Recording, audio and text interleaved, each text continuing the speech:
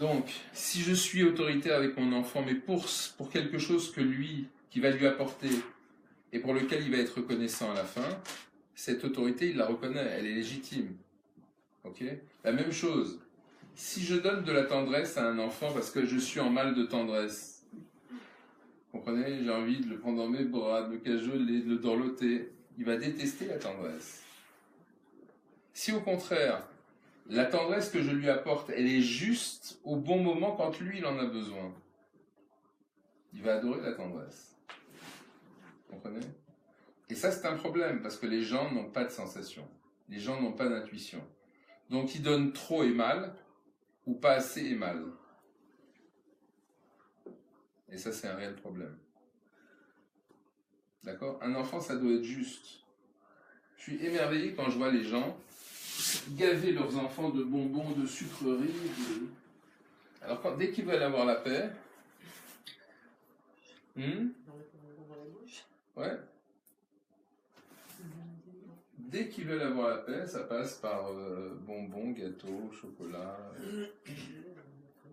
jeux électroniques, etc.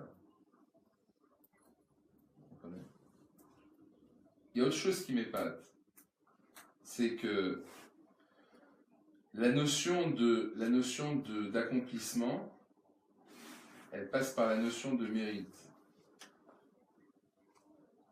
Je fais quelque chose, j'obtiens un résultat, ce résultat, je le mérite, c'est une source d'accomplissement pour moi.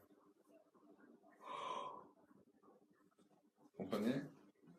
Aujourd'hui, la plupart des gens pensent que de donner gratuitement à un enfant, c'est légitime. Donc vous avez une politique de cadeau. Cadeau, cadeau, cadeau, cadeau. À la fin, l'enfant n'a pas besoin de se battre pour obtenir ce qu'il désire, puisque on anticipe même sur son désir. Il y a plus, à la fin, on tue le désir, il n'y a plus de désir. Quand on a tué le désir, l'enfant, c'est déjà un vieillard.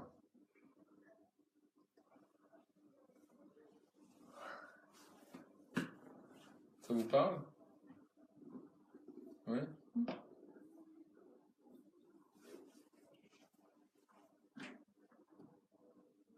Ok.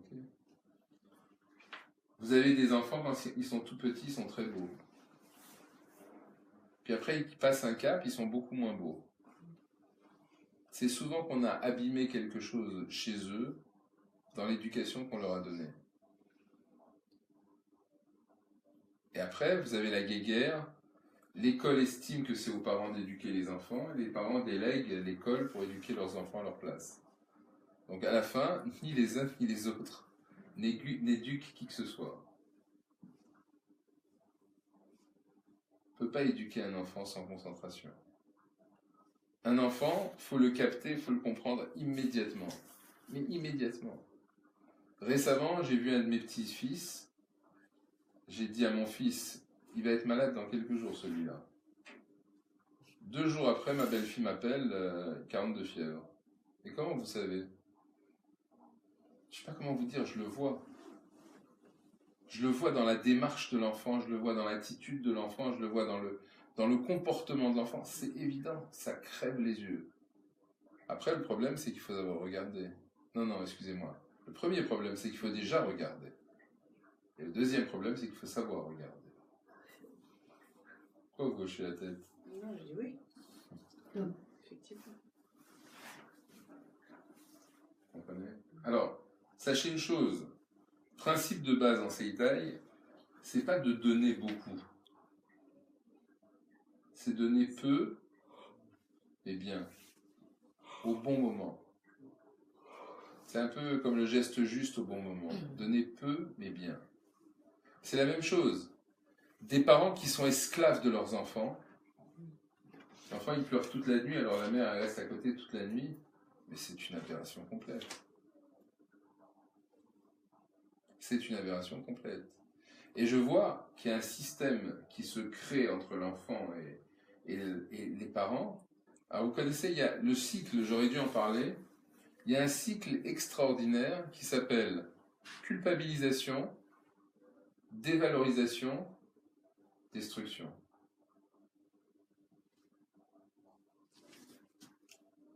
Culpabilisation, t'es pas gentil avec moi. T'es pas un bon fils, t'es pas un bon mari, t'es pas une bonne mère, t'es pas une bonne épouse. Culpabilisation. Et cette culpabilisation, elle amène la dévalorisation, bien sûr. Si je te reconnais pas en tant que bon fils, ou bon mari, ou bonne épouse, ou bonne mère, tu vaux rien. Et ça aboutit à la destruction de l'individu. Et on vit dans un système éducationnel qui met malheureusement ça au bout du jour. Ce cycle-là, culpabilisation, dévalorisation, destruction, je le retrouve partout, partout, partout, partout. Je le vois tous les jours. Et pas chez des gens qui se détestent, chez des gens qui s'aiment.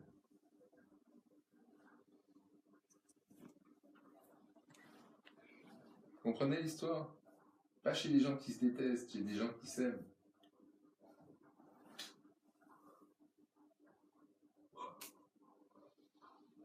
Mais alors pourquoi ils font ça? Parce que c'est un système dans lequel ils sont plongés depuis leur plus jeune âge.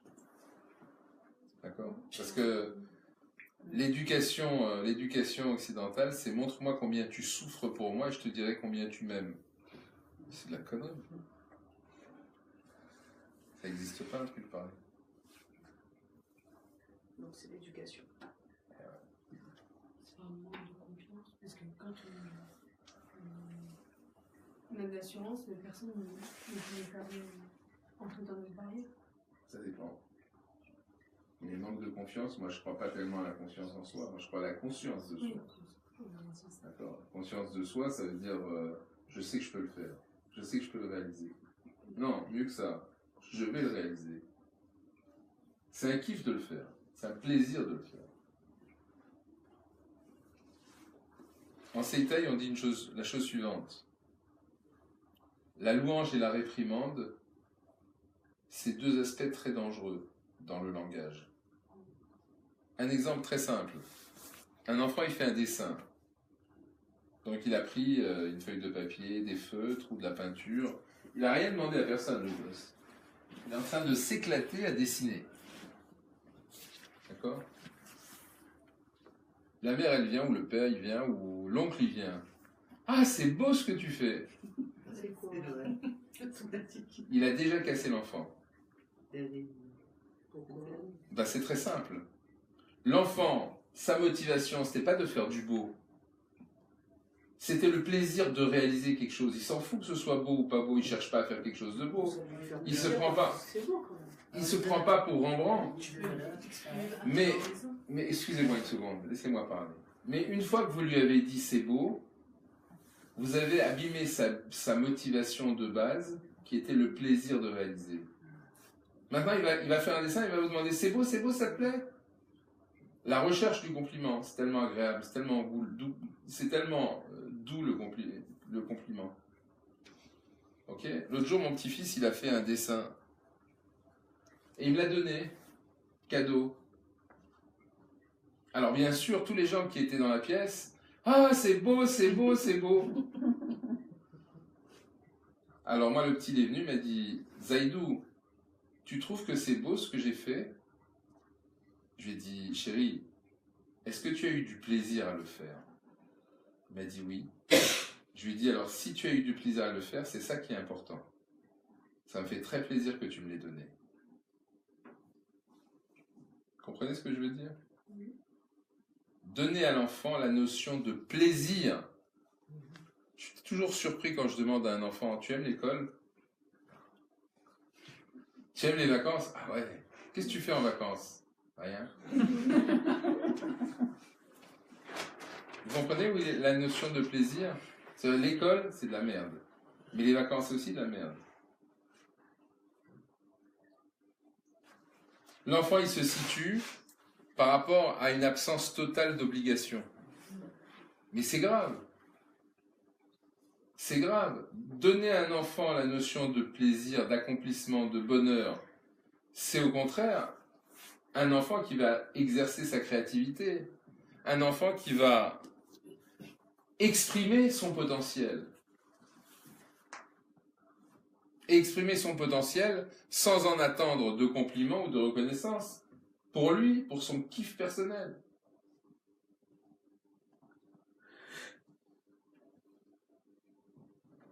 Quand je vois les parents d'aujourd'hui, je suis très inquiet pour les enfants de demain.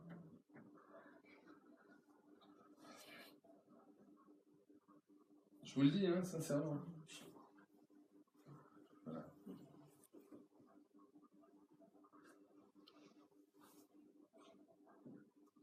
Les parents ne sont pas là pour donner une place à un enfant dans une fratrie ou dans une famille. Les parents sont là pour aider un enfant à révéler son potentiel.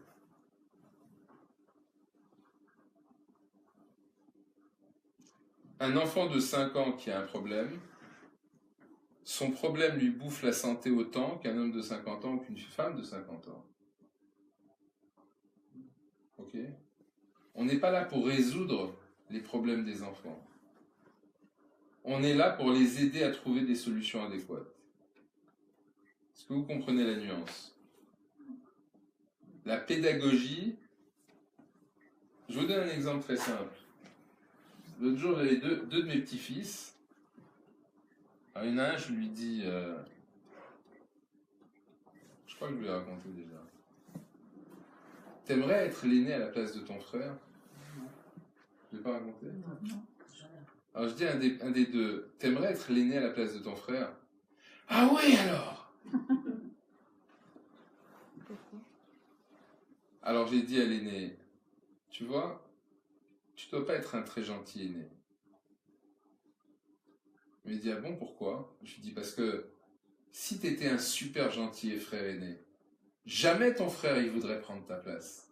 Il serait trop heureux d'avoir un frère comme toi. Il dit, ah non, mon frère il est merveilleux. Ça l'a beaucoup remué ce que j'ai dit au grand. C'était sur le mode plutôt cool, hein, c'était pas... Et après j'ai dit au petit, pourquoi tu aimerais être ton frère ? Pas comme ton frère, pourquoi tu aimerais être ton frère ?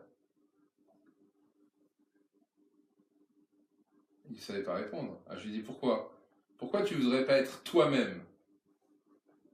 Toi-même, tu es merveilleux, tu as un potentiel, tu es riche, tu as plein d'imagination, sois toi-même. Là aussi, pourtant c'est pas un grand, hein, c'est un enfant de 4 ans. Je peux vous dire que là aussi il a tilté. Vous comprenez ? C'est pas des reproches, c'est pas de la culpabilisation, c'est un simple constat. On s'exprime, les enfants écoutent, et ils en tirent une leçon de ça. Ça leur donne une direction.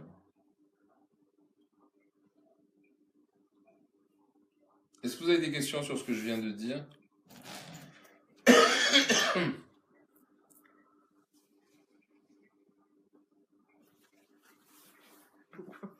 Moi, j'ai pas de questions. Ou j'en ai trop, peut-être, je sais pas.